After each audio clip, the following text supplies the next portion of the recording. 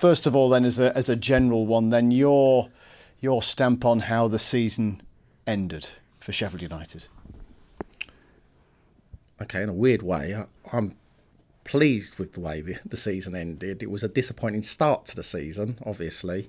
I think the end of the season we were far better, showed a lot more promise, a lot more potential to get promoted.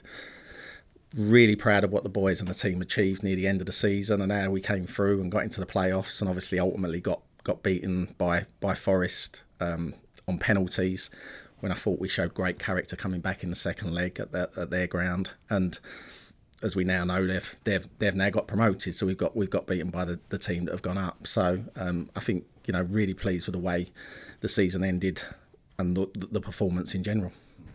Has it made the club think and reflect on, perhaps in hindsight, the mistake of appointing Jokanovic and keeping him there for as long?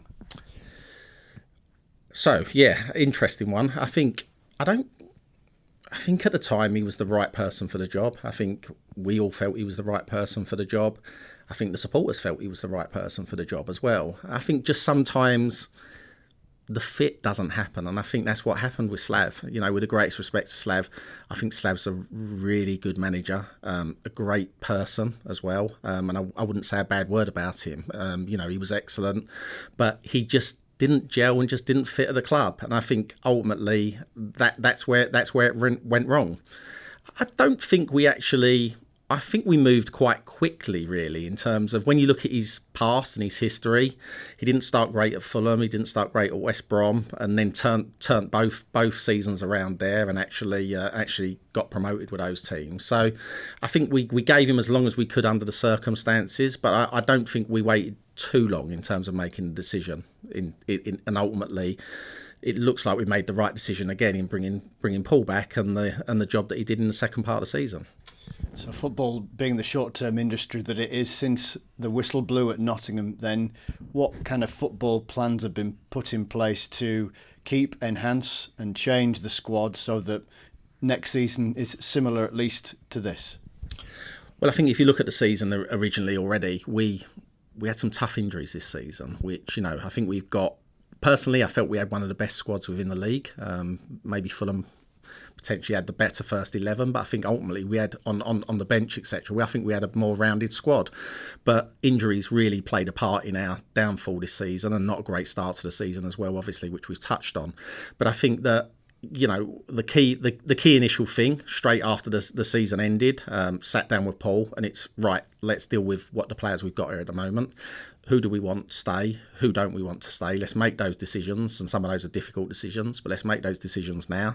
Let's get the core of the squad right again, and then look at what we then need to do to enhance it to move forward. I think we've got to the point now where we've made those decisions around the existing squad and who's staying and who's going, etc. And I think most of that's generally out there in the press already and in the news.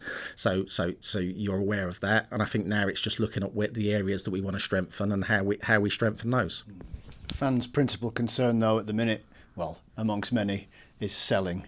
So do Sheffield United have to sell an asset maybe this summer? And look, clearly the main one, one of the main ones is Sander Berge. Can you offer any kind of guarantees that he'll be in a Blade shirt come August? Yeah, look, I think you have to look at the way football works. I mean, ultimately, we made big investment into the squad when we was in the Premier League, and obviously the relegation come, but you get parachute payments that are there for that reason, to deal with. This is not about... The parachute payments don't deal with a day-to-day running of the football club. It deals with the hangover of making the payments for the players that you bought in that league. So we're in a position where we don't have to sell players, but ultimately all players have a price tag on them, and if there is an offer that comes in for a player and that exceeds our valuation, we will look at it and we will talk to Paul about it, because potentially those monies could be used better in other areas of the squad if we actually sold that player. So I can't sit here now and say no players are being sold, but what I'm saying is I'm not under any instruction to sell players as we currently sit here.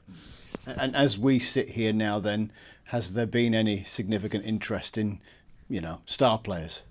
No, at the moment we've had no contact from any clubs about trying to acquire any of our players, and so that's where it currently is. Yeah. How long a wanted list has Paul Heckingbottom put in front of you? I think Paul's obviously he's been quite vocal in the media about his wants and his requests, etc. And all of those, we've had various board meetings already. I've sat with Paul at length numerous times, and we've had board meetings where we've gone through the positions that he wants to strengthen and where he thinks that we need to move forward. Everyone's aligned on that. Everyone's agreed that we want to bring those players in those positions. It's just then going out to the market and working out how we fulfil those positions. I think we showed in years past that we've done well using the loan market as well, and bringing in players from Premier League clubs that have done excellent jobs for us in lower divisions, and I think we'll look at that again this season. I mean, Morgan Gibbs-White last season is a great example of it, and if we can emulate that again with one or two other players next season, I think we'll be in a really strong place. The other side to that coin then, and pertinent today because of what's in the media, is Max Lowe. Can you shed any light on how Sheffield United view his future? Again, it's up to Paul. We've got three players really in that position: Ender Stevens, Reece Norrington Davis, and Max. In an ideal world, we probably need two of the three. There's no pressure from our side for Paul to sell Max. Paul likes to keep the squad balanced, and if there's a potential to sell one of those players and actually use that money elsewhere in the squad, that may be something that gets considered. But we're not sitting at the moment telling Paul he needs to sell Max. We did have an offer for Max in January, which we turned down, and wasn't interested in doing that. And actually, Max was actually put out on loan by Slav at the start of the season, so it wasn't Paul's decision. So Paul now has that time to take to review, to look at all three of the players and the squad in general, and if there's any other changes he wants to make, then we can discuss them. Was that, am I being simple, was that from Nottingham Forest? Was that just part of the scenario, or was somebody else in there? I couldn't comment, but you'll probably work it out for yourself is the answer. So, I mean, how far down the track have you been able to progress with those kind of decisions that you've made, then, if you like? In terms of new targets? So there's probably been two or three positions where we've highlighted an actual individual for those positions already. Offers have been made to a number of players already for those positions, as Paul's stressed, and we're all agreed on that. The earlier we can get our business done, and the earlier we can get these players in for pre-season, I think is really important. I think when you look at last season, we struggled, not only with the start of the season, we had a terrible pre-season which was affected by COVID. We didn't have a pre-season, to be honest. So I think for us to get the players in and have a good pre-season will put us in a really good place for next season, hopefully. Let's change tack. In the last 12 months, players and the manager have spoken about TLC required to the training ground and getting a green light. What work is going to be done there? Yeah, I think the big issue that Paul's had and he's highlighted is the pitches, basically, that the first team train on. Now, it had been highlighted before, and we spent about 600,000-700,000 on them 2 seasons ago, when Chris was still here, and we thought that had resolved the situation, but it clearly hadn't. There's been a number of issues with drainage, etc. Not to bore you into detail, but I've become an expert in pitches in the last 6 months or so. But yeah, we've been talking to a number of contractors about it. We are pretty much there in finalising the sum and to get them on site and get them doing the job, and it has board approval to proceed. Right. And given the fact that it is a short turnaround, it is for everybody this year, isn't it? Are the team going to be able to start training on those pitches for pre-season? So no, they won't. The problem with the pitches is actually, when the weather's great, there's no problem with them. It's in the winter when you're getting downpours on them and the drainage, etc., and they end up just becoming a lake rather than actually a playing field. So we've got other pitches at the academy that we can use for the start of pre-season, and they're perfectly fit for purpose, and Paul's happy with those, and we've already made a plan around how we fit that in with the under-23s and the under-18s, etc. So we'll be using other pitches until they're ready, and then going on to those. But obviously they'll be done well before the winter, and hopefully the bad weather comes. How big a problem is the rest of the training ground for the existing squad? And part of the reason I asked that question is that we were talking to 1 or 2 senior players on tape last summer. They brought it up. We didn't even have to ask. So where you're sat, how big an issue is it? Look, for me, I don't think it is a big issue. I think we've had, in the last couple of years, we've had three managers, as everyone's aware, and at various points, some have wanted to stay in the first team building where it was. Some have wanted to move down and all go in the main academy building, and we've gone backwards and forwards really. And it's kind of it's becoming like a manager's choice when really we just need to take control of it and do it that way. We've done a lot of improvements to the offices, etc. for the the management team and they've all been done in the main academy building now, and I think they've got a far better working environment for them all to work in. I think the other two areas are really the pitches, which obviously, as I said, we are pretty much there and committed to doing this summer, and just some work on the changing rooms really, and that's the final part of the equation. We've even built the first team a new gym in the last season which they're using now solely as well. The hotel. Fans highlight how it looks when they come into the lane. It's affecting their match day experience. What's going on regarding that and its future and when it's going to be operational? Yeah, I share their frustrations. It doesn't look nice at the moment, and I drive past it every morning. For fans sometimes only come here once every 2 weeks for a game. I'm seeing it every day, and it infuriates me. It's been a frustration. Obviously, it's taken a lot longer than we would have liked. COVID had initially played a huge part in the delays to it because basically there was no point in opening it at that point. We're thankfully and hopefully through COVID now. There still now are a couple of issues around the cladding, etc. on the existing building. We need to fine tune with the contractor before we can actually think about getting it actually started and the works done to put the new hotelier in. Is that an open-ended thing, or there is some kind of timescale on that?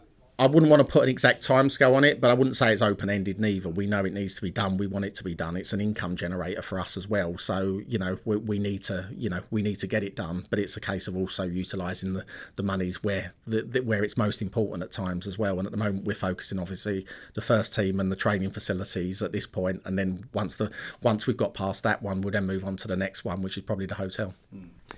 Going back to sort of playing matters now, or the team matters, I think when the announcements were made about United World, I think people got caught in are Sheffield United going to kind of financially attack the league? But then obviously the team took off and it turned out to be a great second half of the season. Are Sheffield United in a place now where, as if the manager, whoever that happens to be, beyond Paul, currently Paul, there was somebody where quite a few quid could be spent on them? Are they in a position to compete with their rivals in the division for that? What in terms of? Sorry, slightly got lost there, I suppose. Big transfers, and I'm not talking about your 30 million mob, but sort of top end championship standard players. Are United financially on that page now? I think the answer is look. Where we are is it's been no secret. We run the club on a sustainable basis. So that doesn't mean there's a blank check just to go out there and keep spending money on players, etc. But I think we spent a lot of money on players, as we all know, in the Premier League, and we've still got we've still got those within our squad, etc. And I think ultimately, if there's a moving of one player out and another player in to actually strengthen different areas, I think that's an option for us. But there's not a blank check for us to just go out there now and start buying loads of players. But we will spend money in this window for sure. And is the expectation from the board, obviously yourself and the board, to at least recreate what's happened this year next year? Yeah, definitely. I mean, as I said, there's no pressure for us to sell players. That was, when we got relegated, this discussion I had with Prince Abdullah was very clear. I don't want you to sell any of the players. I want to keep the corridor squad together, and I want us to push again for promotion. I think if we'd have had a few less injuries and maybe a better pre-season and a better start to the season, maybe the outcome this season would have been more positive than what it was. And I think we're in a really strong position next season to do exactly the same. Hopefully we start the season better, we get a good pre-season, injuries don't hold us up so badly, and I think hopefully we'll get a more favourable outcome than we did this season.